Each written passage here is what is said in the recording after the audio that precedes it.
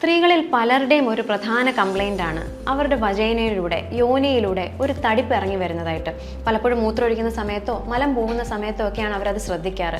കുറേ നേരം നിന്ന് കഷ്ടപ്പെട്ട് ജോലി ചെയ്യുന്ന സ്ത്രീകൾക്കും ഇതേപോലെ എന്തോ ഒന്ന് വജൈനയിലൂടെ താഴേക്ക് ഇറങ്ങി വരുന്നതായിട്ട് ഫീൽ ചെയ്യാറുണ്ട്. എന്താണത്? ചിലപ്പോൾ മൂത്രസഞ്ചിയാകാം, ചിലപ്പോൾ ഗർഭപാത്രമാകാം, ചിലപ്പോൾ മലസഞ്ചിയാകാം, അഥവാ കുടലിൻ്റെ ഒരു ഭാഗം യോനിയുടെ ഭാഗവും കൂടെ ആകാം.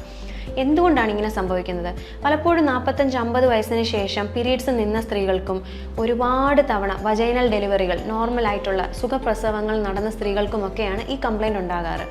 എന്ത് തന്നെ ആയിക്കോട്ടെ, പ്രായം, ചെറുപ്പക്കാരായിക്കോട്ടെ, പ്രായമുള്ളവരായിക്കോട്ടെ, അവരുടെ യോനിയുടെ അഥവാ വജൈനയുടെ സൈഡിലുള്ള പേശികളുടെ ബലക്കുറവ് ഉണ്ടാകുമ്പോഴാണ് ആണുങ്ങൾക്ക് ഹെർണിയ വരുന്ന പോലെ സ്ത്രീകൾക്ക് ഈ പറഞ്ഞ പോലെ ഒരു തെള്ളൽ അല്ലെങ്കിൽ ഒരു അടിയിറക്കം അല്ലെങ്കിൽ ഗർഭപാത്രത്തിൻ്റെ ഒരു തെള്ളൽ ഉണ്ടാകുന്നത്.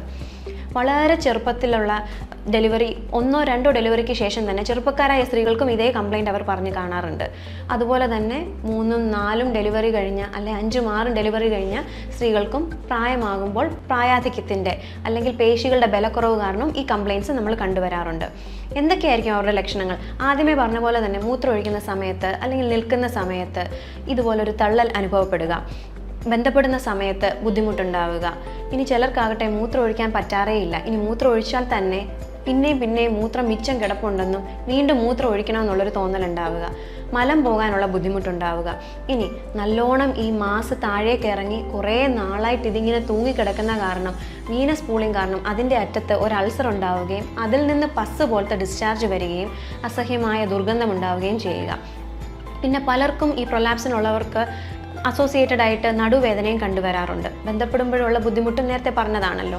ഇതെല്ലാം തന്നെ ലക്ഷണങ്ങളാണ്. ഉണ്ടാകുന്ന കാരണവും പറഞ്ഞു, ബലക്ഷയം കൊണ്ടാണ്. ആ വജൈനയുടെ സൈഡിലുള്ള പേശികളുടെ ബലക്ഷയം കൊണ്ടാണ് ഇതുണ്ടാകുന്നത്. ഇത് എങ്ങനെ പ്രിവെൻറ്റ് ചെയ്യാം?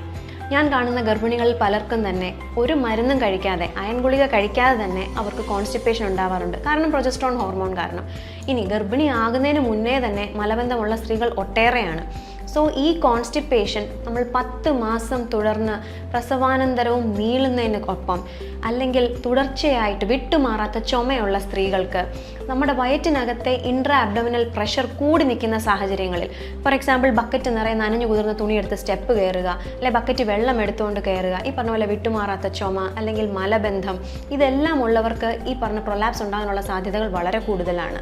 ഇനി ഇത് പ്രൊലാപ്സ് ആണ് അല്ലെങ്കിൽ മൂത്രസഞ്ചി തെള്ളിയതാണ് അല്ലെങ്കിൽ മലസഞ്ചി തെള്ളിയതാണെന്ന് എങ്ങനെ കൺഫേം ചെയ്യാം? തൊട്ടടുത്തുള്ള ഗൈനക്കോളജിസ്റ്റിനെ കൊണ്ടുചെന്ന് കാണിച്ച് ഇത് പ്രൊലാപ്സ് ആണ് അല്ലെങ്കിൽ സിസ്റ്റോസിലാണ് റെക്ടോസിലാണെന്ന് നിങ്ങൾക്ക് ഉറപ്പിക്കാവുന്നതേ ഉള്ളൂ. ഇനി അത് ഉറപ്പിച്ചതിന് ശേഷം അതിനെ ആ ഡോക്ടർ ഏത് തരത്തിലുള്ള ഒരു അടിയിറക്കമാണ് ഇതെന്ന് കൺഫേം ചെയ്യുന്നു. മൈൽഡ് ആണ് എങ്കിൽ, അതായത് തീരെ ഏർലി സ്റ്റേജ് ആണ് എങ്കിൽ അതിനെ എക്സസൈസിലൂടെ, കീഗിൾസ് എക്സസൈസിലൂടെ നമുക്ക് കറക്റ്റ് ചെയ്യാവുന്നതേ ഉള്ളൂ. ഡോക്ടറെ കാണിച്ച് ഉള്ളു പരിശോധിപ്പിച്ച് ഇത് സർജറി ചെയ്യേണ്ട ഒരു വിഷയമാണ് എന്ന് ഉറപ്പിച്ചതിന് ശേഷം ഇനി സർജറിയിലൂടെയാണ് ഇത് തിരുത്തേണ്ടതെങ്കിൽ ഉറപ്പായും വജൈന വഴിയുള്ള സർജറീസും ഉണ്ട്, വയറിലൂടെ അഥവാ ലാപ്രോസ്കോപ്പി ആയിട്ട് ചെയ്യാവുന്ന സർജറീസും ഉണ്ട്. സർജറി ചെയ്യുന്നതിൻ്റെ ഉദ്ദേശം തെള്ളി വന്ന മൂത്രസഞ്ചിയെ കറക്റ്റ് പൊസിഷനിലേക്ക് തയ്ച്ചു വെക്കുക. അതുപോലെ ഗർഭപാത്രം ഇറങ്ങിയിട്ടുണ്ട്, നന്നേ പ്രായമായ ഒരു സ്ത്രീയാണെങ്കിൽ അവർക്ക് ഹിസ്റ്റക്ടമിയുടെ കൂട്ടത്തിൽ തന്നെ ഈ സർജറിയും ചെയ്യാവുന്നതാണ്. ഇനി വേണ്ട, ചെറുപ്പക്കാരിയാണ്, യൂട്രസ് പ്രിസർവ് ചെയ്യാനാണ് താല്പര്യമെങ്കിൽ യൂട്രസ് പ്രിസർവ് ചെയ്യാൻ വേണ്ടിയിട്ട് ഈ ഇറങ്ങി വന്ന മാസിനെ ഏതെങ്കിലും ഒരു ബോണി പോയിന്റുമായി തയ്ച്ചു വെക്കുന്ന സർജറീസും അവൈലബിൾ ആണ്. ഇവയെല്ലാം തന്നെ ലാപ്രോസ്കോപ്പിക് ആയിട്ടും വജൈനലായിട്ടും ചെയ്യാവുന്നതേ ഉള്ളൂ.